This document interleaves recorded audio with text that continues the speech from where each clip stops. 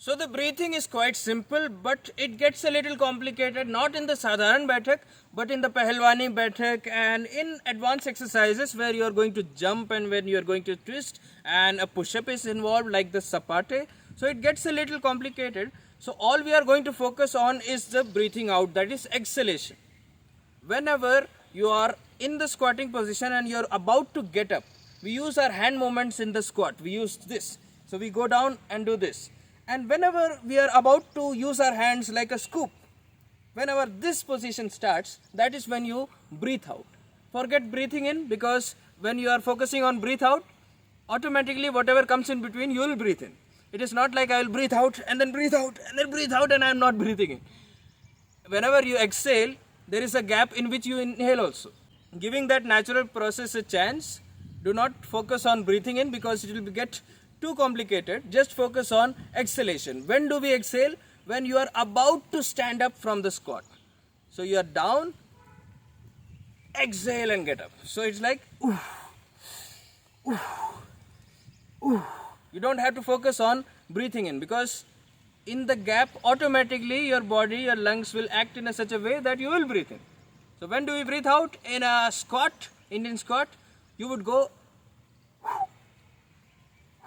So when I'm starting to get up, it is that scooping motion, that is when I breathe in. That is when I breathe out. This is for the Sadharan Baithak. The same goes for the Pahalwani Baithak also. The difference is nothing but in the back you are kind of jumping like this. There is no difference. When we are combining this Baithak along with the push-up, that is the Sapate, even the normal Sapate and also the twisting Sapate, we are going to divide the breathing in two.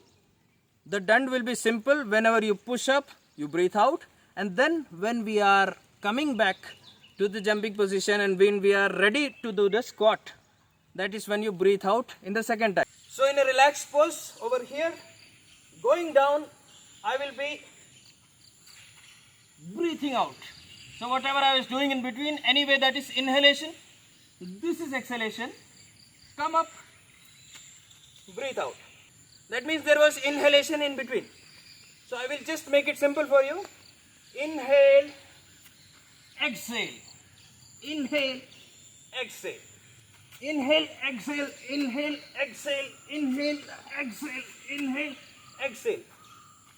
But you can't keep track of all this inhalation and exhalation. So just focus on exhalation. Breathe out when you push up and breathe out when you get up. That will make it simple. So just remember, whenever you are pushing up, just do, and whenever you are getting up, just do, and whatever you are doing in between, breathe in. Simply, it will look somewhat like this.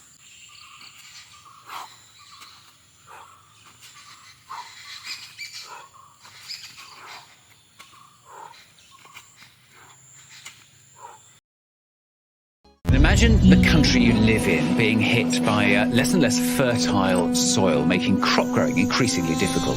Sandstorm conditions prevail in the Indian capital, and now there are fears of early desertification of the region. This is 45 to 60 years is what we have agricultural soil.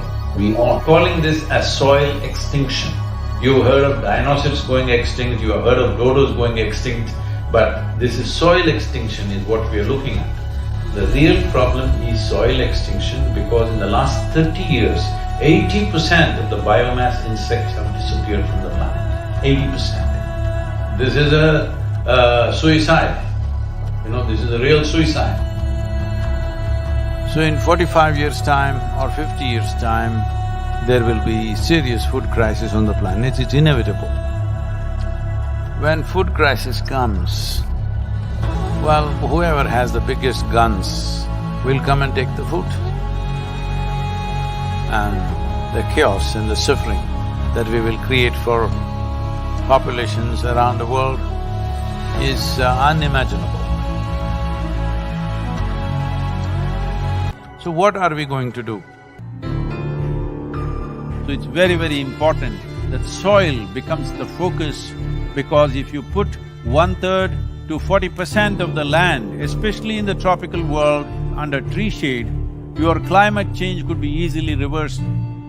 As a part of this, we are unfolding a movement called Conscious Planet to bring maximum number of people.